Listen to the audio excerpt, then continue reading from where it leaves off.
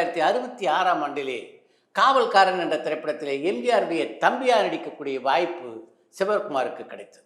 அந்த படத்துடைய படப்பிடிப்பின் போது எம்ஜிஆரோடு பேசக்கூடிய ஒரு அருமையான சந்தர்ப்பமும் அவருக்கு கிடைத்தது. அந்த சந்தர்ப்பத்திலே தன்னுடைய தாயாரை பற்றி விளக்கமாக எம்ஜிஆரிடம் எடுத்து சொன்னார் சிவகுமார். அந்த அம்மாவுடைய கையிலே அடிபட்டு அதற்காக 6 மாதம் சிகிச்சையில் இருந்த நிலையிலும் அதை பற்றிய தகவல் தன்னுடைய மகனுக்கு கிடைக்கக்கூடாது அப்படின்றதுல ரொம்ப உறுதியாக இருந்தாங்க அந்த அம்மா. அதனால் எங்கள் அம்மாவுக்கு அடிபட்டதே எனக்கு தெரியாது, அப்படி என்னை காப்பாற்றியவர் என்னுடைய தாயார் என்று உருக்கமாக எம்ஜிஆருக்கு சொன்னார் சிவகுமார். இந்த சம்பவம் நடந்த சில மாதங்களுக்கு பின்னாலே தான் அந்த குண்டடி விபத்தை எம்ஜிஆர் சந்திக்க வேண்டி வந்தது. அந்த விஷயம் தெரிஞ்சவுடனே எம்ஜிஆரை சந்திக்க வேண்டும் என்று போராடினார் சிவகுமார். ஆனால் அந்த காலகட்டத்தில் பிரபலமான கலைஞர்கள் பலரை கூட அந்த மருத்துவமனைக்குள்ளே யாரும் அனுமதிக்கலை. அதனால் எம்ஜிஆரை பார்க்க போனவர்கள் எல்லோருமே அங்கே இருந்த ஒரு ரிஜிஸ்டரில் கையெழுத்து போட்டுவிட்டு வருவதை வழக்கமாக வைத்து கொண்டிருந்தால், அப்படி 2 முறை சென்று அந்த புத்தகத்தில் கையெழுத்து போட்டுவிட்டு வந்தவர் தான் சிவகுமார். ஆனாலும் அவர் மனசு தாங்கலை. 3வது முறையாக எம்ஜிஆரை சந்திப்பதற்காக சென்றார். அப்போ நல்ல வேளையாக ஆரம் வீரப்பன் இவருடைய கண்ணிலே பட்டார். ஆரம் வீரப்பன் தானே காவல்காரன் படத்தினுடைய தயாரிப்பாளர். அதனால் அவர்கிட்ட போய் எப்படியாவது புரட்சித் தலைவரை சந்திக்க வேண்டும் என்று அவர் கேட்டபோது, கீழே கட்டு போட்டிருக்கு, அதனால் கொஞ்சம் பிரச்சனை என்றார் ஆரம் வீரப்பன். தூரத்தில் இருந்து பார்த்துட்டு வந்துடுறேன் அப்படின்னு சிவகுமார் சொன்ன உடனே ஆரம் வீரப்பன் மனம் விலகி இவரை உள்ளே அனுப்பினார். எம்ஜிஆர் இருந்த அறைக்கு வெளியே ஒரு பெரிய பெஞ்சை போட்டிருந்தாங்க. யார் அதை தாண்டி எம்ஜிஆருடைய அறைக்குள்ளே போய்விட முடியாதபடி அங்கே போய் தூரமாக இருந்து எம்ஜிஆரை பார்த்தார் சிவகுமார். எம்ஜிஆரோடு சிவகுமார் நடித்தது ஒரே நாள். ஆனாலும் அவருடைய முகத்தை நினைவிலே வைத்திருந்து, சிவகுமார் தானே நீ என்று கேட்டிருக்கிறார் எம்ஜிஆர். ஆமாம் அப்படின்னு சிவகுமார் தலையாட்டின உடனே தன்னுடன் இருந்தவர்களை கூப்பிட்டு அந்த பெஞ்சை அகற்ற சொல்லிவிட்டு உள்ளே சிவகுமாரை அழைத்தாராம் எம்ஜிஆர். காவல்காரன் படப்பிடிப்பிலே என்னை அதிகபட்சம் 3 மணி நேரம் அவர் பார்த்திருந்தா அதிகம். அப்படி இருந்து என்னை அவர் நினைவிலே வைத்திருந்தது எனக்கு மிகப்பெரிய ஆச்சரியத்தை தந்தது அப்படின்னு ஒரு கட்டுரையிலே பதிவு செய்திருக்கின்ற சிவகுமார், அதை விட ஆச்சரியம் தந்த இன்னொரு விஷயம் இருக்குது என்று இன்னொரு விஷயத்தையும் பதிவு செய்திருக்கிறார். எம்ஜிஆருடைய உடல்நலத்தை பற்றி சிவகுமார் விசாரித்த போது எம்ஜிஆர் இவரை பார்த்து என்ன கேட்டிருக்கார் தெரியுமா? கையில் அடிபட்ட உன்னுடைய தாயார் எப்படி இருக்கிறார் என்று கேட்டிருக்கிறார். நான் அன்றைக்கு அவரோடு பேசி கொண்டிருந்த போது குறிப்பிட்ட அந்த விஷயத்தை அத்தனை மாதம் கழிச்சும் அதற்கு பின்னால் எத்தனை பேர் சந்திச்சிருப்பார். அத்தனைக்கு பிறகு நினைவைத்து கொண்டு என்னை கேட்டது என்னுடைய கண்கள்லேருந்து அப்படியே கண்ணீரை வர வைத்து விட்டது என்று பதிவிட்டிருக்கிறார் சிவகுமார். புரட்சித் தலைவர் எம்ஜிஆரை பொறுத்தவரையிலே மக்கள் மனதை அவர் வென்றார் என்றால் அதுக்கு முக்கியமான காரணம் அவருடைய இந்த மனிதாபிமானம் தான். சரவணா திரைப்படத்திலே சிம்புவும் ஜோதிகாவும் ஜோடியாக நடித்திருப்பார்கள். அவர்களுக்கிடையே ஒரு காலகட்டத்தில் அந்த படத்தினுடைய கதையின்படி காதல் வந்துவிடும். காதல் வந்ததுக்கு பின்னாலும் அவர்கள் 2 பேரும் ஒருவருக்கொருவர் தங்களுடைய காதலை வெளியே சொல்ல மாட்டார்.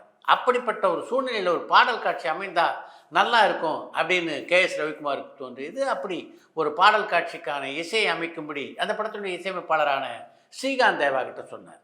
ஆனால் அந்த பாட்டை ஆண் குரலில் போடுவதா பெண் குரலில் போடுவதா அப்படின்ற ஒரு சின்ன குழப்பம் KS ரவிக்குமாருக்கு இருந்தது. அதனால் தன்னுடைய உதவி இயக்குனர் அந்த பாடல் பதிவுக்கு அனுப்பும்போது ஆண் குரல்லையும் இந்த பாடலை பதிவு செய்ய சொல்லு, பெண் குரல்லையும் இந்த பாடலை பதிவு செய்ய சொல் என்று சொல்லி அனுப்பினார் ரவிக்குமார். இப்போ பாடல் பதிவு நடைபெற்றது. ஆண் குரலை பிரசன்னா பாட, பெண் குரலை சைந்தவி பாடினாங்க. இந்த பாடலை பதிவு செய்து இயக்குனர்கிட்ட அழைத்து செல்லும்போது அந்த படத்தினுடைய உதவி இயக்குனரான KT ராஜாவுக்கு ஒரு யோசனை தோன்றி, ஆண் பெண் ஆகிய இருவருடைய குரலிலுமே இந்த பாடல் இருந்தால் எப்படி இருக்கும் என்பதுதான் அவருக்கு தோன்றிய யோசனை. அதனால் ஸ்ரீகாந்த் தேவா கிட்ட சொல்லும்போது ஆண் குரல் பெண் குரல் தவிர ஆண் குரலும் பெண் குரலும் மாறி மாறி பாடுவது போலும் ஒரு பதிவு செய்து எனக்கு கொடுங்கள் என்று கேட்டார் உதவி இயக்குனரான ஜீவா. அவர் அப்படி கேட்டபோது இரவு 2 மணியை கடந்திருந்தது. அதனாலும் அதையெல்லாம் பொருட்படுத்தாமல் ஸ்ரீகாந்த் தேவா அதை செய்து கொடுத்தார். இப்போ அந்த பாடல் கேசட்டை கொண்டு போய் இயக்குனர்கிட்ட கொடுத்தாரு உதவி இயக்குனரான KT ஜீவா. பாடலை கேட்ட KS ரவிக்குமாருக்கு ஆண் பெண் ஆகிய 2 பேரும் சேர்ந்து பாடினாங்கல்ல, அந்த வருஷம் தான் ரொம்ப பிடிச்சிருந்தது. இந்த ஐடியாவை மிகச்சிறப்பாக செய்ததுக்காக ஸ்ரீகாந்த் தேவாவை ஃபோன் பண்ணி அவரை பாராட்டினார் ரவிக்குமார். இந்த இடத்துல தான் ஸ்ரீகாந்த் தேவாவுடைய பெருந்தன்மையை பார்க்கணும். உங்களுடைய பாராட்டுகளுக்கு என்னுடைய நன்றி, ஆனால் இந்த ஐடியா என்னுடைய ஐடியா இல்லை, உங்களுடைய உதவி இயக்குனர் தான் அப்படி மாற்றி பதிவு செய்து தர சொல்லி என்கிட்ட கேட்டார். அதனால் இந்த பாராட்டு அவருக்குரியது, அவரை பாராட்டுங்க என்று இருக்கிறார் ஸ்ரீகாந்த் தேவா. அவர் அப்படி சொன்ன உடனே ஜீவாவை அழைத்திருக்கிறார் ரவிக்குமார். ஜீவாவுக்கு உள்ளே போகும்போதே ஒரு நடுக்கம். நாம் பாட்டு 3வதாக ஒரு பாட்டை பதிவு செய்துட்டு வந்தோமே, அது டைரக்டர் பிடிச்சிருக்கோ இல்லையோ, இவர் உள்ளே போனோடனே எல்லாரும் ஜீவாவுக்கு பலத்த கைத்தட்டல் கொடுங்க அப்படின்னு சொன்ன ரவிக்குமார், இப்போ தான் ஸ்ரீகாந்த் தேவாவுக்கு ஃபோன் பண்ணேன், நீங்கள் 3ஆவதாக பதிவு செய்து அமைச்சிருந்தீங்கல்ல, ஆண் குரலிலும் பெண் குரலிலும், அந்த பாட்டு ரொம்ப நல்லா இருந்தது என்று. அப்போ தான் அவர் சொன்னார், அந்த ஐடியா என்னுடையது இல்லை, உங்களுடைய உதவி இயக்குனருதுன்னு. சூப்பரான ஐடியாப்பா, நல்ல வேலை செஞ்சுருக்கேன் என்று தன்னுடைய உதவி இயக்குனரை எல்லோர் முன்னாலேயும் பாராட்டி தள்ளி இருக்கிறார் கே.எஸ். ரவிக்குமார். என்றென்றும் ரவிக்குமார் என்ற பெயரிலே தன்னுடைய குருநாதரான ரவிக்குமாரை பற்றி ஒரு புத்தகத்தை எழுதியிருக்கின்ற ஜீவா இந்த நிகழ்ச்சியை அந்த புத்தகத்திலே பதிவு செய்திருக்கிறார். இன்றைய சினிமாக்களில் முத்த காட்சிகள் சர்வசாதாரணமாக இடம்பெறுவதை நம்ம பார்க்குறோம். ஆனால் ஒரு காலகட்டத்தில் முத்தம் என்ற வார்த்தை வந்தாலே தணிக்கை அதிகாரிகள் அந்த வார்த்தையை வெட்டி விடுவார்களோ என்ற அச்சம் தயாரிப்பாளர் மத்தியிலே இருந்தது. அதற்கு உதாரணமாக ஒரு சம்பவத்தை தான் இன்றைக்கு இந்த நிகழ்ச்சியிலே உங்களோடு நான் பகிர்ந்து கொள்ள இருக்கிறேன். எம்ஜிஆருடைய நிர்வாகியாகவும் அவருடைய அமைச்சரவையிலே அமைச்சராகவும் இருந்த ஆரம்பிரப்பன் தயாரித்த முதல் திரைப்படம் தெய்வத்தாய் என்ற திரைப்படம். அந்த திரைப்படத்திலே எம்ஜிஆரும் சரோஜதேவியும் ஜோடியாக நடித்தார். அந்த படத்திலே வண்ணக்கிளி, சொன்ன மொழி என்ன மொழியோ என்ற ஒரு பாடலை வாலி எழுதியிருந்தார். அந்த பாடலிலே அத்திப்பழ கன்னத்திலே முத்தமிடவா என்ற ஒரு வரியை எழுதியிருந்தார் வாலி. அந்த பாடல் காட்சியை படமாக்குவதற்கு முன்னால் தணிக்கை அதிகாரிக்கு அந்த பாடல் காட்சியை காண்பித்து விட்டு அதுக்கு பின்னால் அந்த பாடல் காட்சியை படமாக்குவது தான் சரியாக இருக்கும். ஏன்னா படமாக்கிறதுக்கு பின்னால் தணிக்கை அதிகாரிகள் முத்தமிடவா என்ற வார்த்தை வரக்கூடாதுன்னு சொல்லிட்டாங்கன்னா என்ன பண்ணுறது என்ற அச்சம் ஆரம்பிரப்பனுக்கு இருந்தது. அதன் காரணமாக அப்போது தணிக்கை அதிகாரியாக இருந்த சாஸ்திரி என்பவரை பார்த்தார் ஆரம்பிரப்பன்.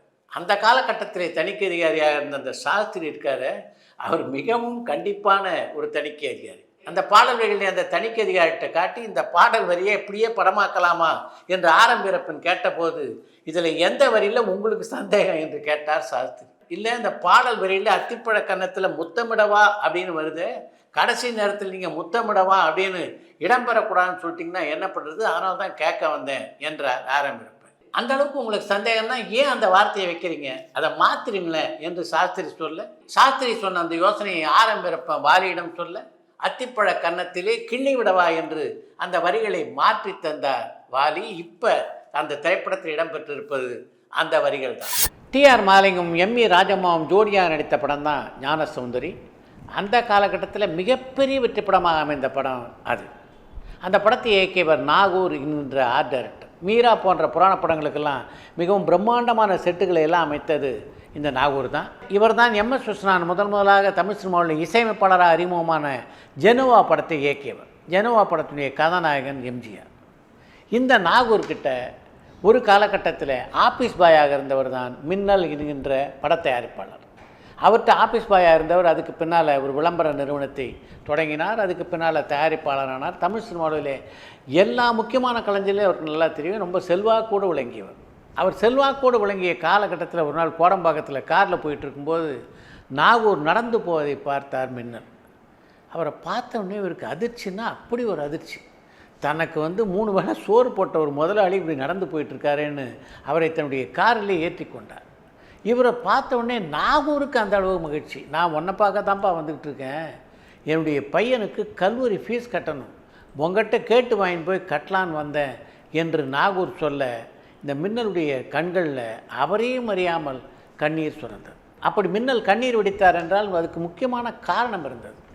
நாகூர் ஒரு இயக்குனர் மட்டும் இல்லை, நெப்டியூன் ஸ்டுடியோ என்ற பெயரில் கீழ்ப்பாக்கத்தில் ஒரு ஸ்டூடியோ அமைந்திருந்தே அந்த ஸ்டூடியோவுடைய பங்குதாரர். அது மட்டும் இல்லாமல் பல படங்களை தயாரித்தவர். அப்படிப்பட்டவருக்கா இப்படி ஒரு நிலை என்று கலங்கி போனார் மின்னல். இந்த சினிமா பட தயாரிப்பாளர்கள் எப்படியெல்லாம் புரட்டி போட்டிருக்கிறது என்பதை உங்கள் மனதிலே பதிய வைப்பதற்காகத்தான் இந்த செய்தியை நான் உங்களுடன் பகிர்ந்து கொண்டேன்.